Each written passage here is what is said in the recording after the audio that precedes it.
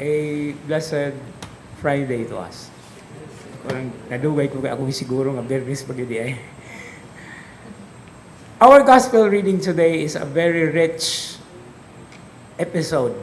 In fact, one particular Johannine contribution to the so-called Eucharistic background, or at least the basis of what the Eucharist is, in as much as in the episode, in the detail, Jesus is presented using the so-called Eucharistic gestures of taking bread, then raising his eyes, giving thanks, and then distributing it.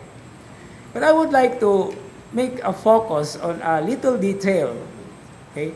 It's a little detail, but it can mean a lot in our continuous reflection in as much as we are called a Eucharistic people. Now, in this particular episode, there is a mention of 2 fish that the little boy carried together with the 5 barley loaves. In fact, when after eating, everyone has eaten, wala na gani dimension ang fish nga collect. It was only the bread. Now, what is the point about these 2 fish that the boy was carrying? If we read the original Greek and translate it into English, it means dried fish. Meaning to say, buwan. Imagine ang bata gadalag buwan. Now, what is this all about? Well, this is an insignificant detail kay duha pa gyud ra ka buok, nya buwan pag yun. But what it means is, in whatever manner or whatever way or whatever we have, in as much as we share it with others, it becomes a miraculous experience. And that is actually the constant challenge to all of us. The spirit of sharing. After all, scholars are also bent on understanding this episode as a miracle of sharing. But we have to be very careful kay ug ma-emphasize na nato ang miracle of sharing, mawala na ang significance that Jesus can practically can multiply the bread or food. But part of that is actually the sharing that we do, the sharing that we are constantly doing sa atong adlaw-adlaw nga panginabuhi.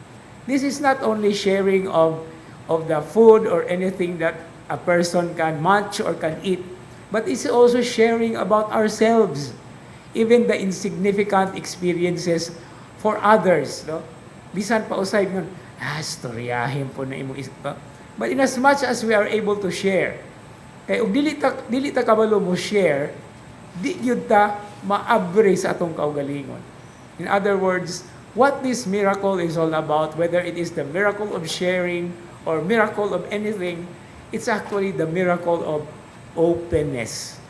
Because that is what is important. Once we are open, God can enter into our lives. He can send so many things in our lives. And in as much as we are open to Him, we are also open to our brothers and sisters.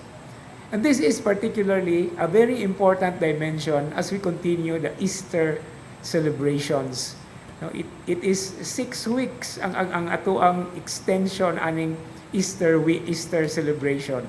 And this is always a way of practicing what it means to be open to the graces of God, to be open to each other, and most of all, to be sharers of the one particular grace and good news that God has saved us by sharing His Son to us, even to the point of death.